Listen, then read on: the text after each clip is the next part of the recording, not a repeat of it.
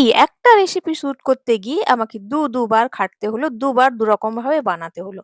কেন বানিয়েছি? কারণ এটা যখন আমি বানিয়ে ঠান্ডা হতে রাখলাম যে পরবর্তীটা শুট করব, দেখি শেষ। এবার বলুন অর্ধেক রেসিপিটা তো আর দেওয়া যায় না। রেসিপিটা আপনাদের সাথেও শেয়ার করছি। ভালো লাগলে লাইক, শেয়ার, সাবস্ক্রাইব অবশ্যই করবেন। ২ টো আম নিয়েছিলাম খুবই পাকা, এক্কেবারে কালারটাও খুব সুন্দর আর খুবই মিষ্টি। ছুলে নিয়েছি ভালো করে। এবার এগুলোকে টুকরো করে কেটে নেব। রাফলি এমনি চপ করে নেব। তারপরে আমি এটা নিয়ে নিচ্ছি একটা মিক্সি জারে।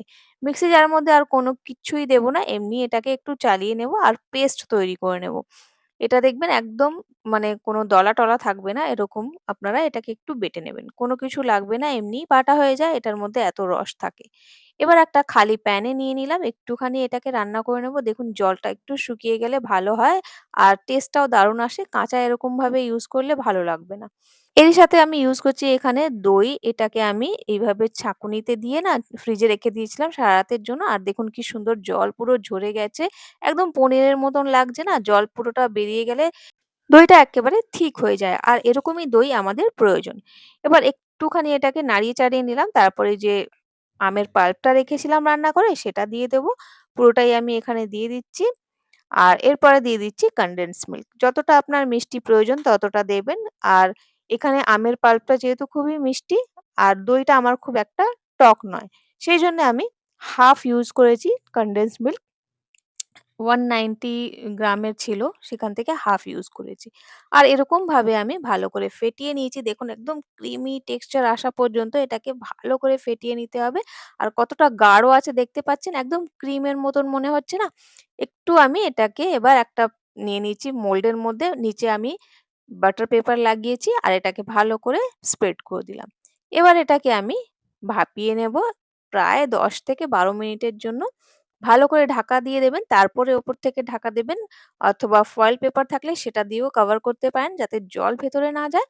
আর ১০ থেকে ১২ মিনিটের পরে দেখুন আমি একটু ঠান্ডা হয়ে যাওয়ার পর দেখিয়ে দিচ্ছি কি সুন্দর আমাদের ভাপা দইটা তৈরি হয়ে গেছে।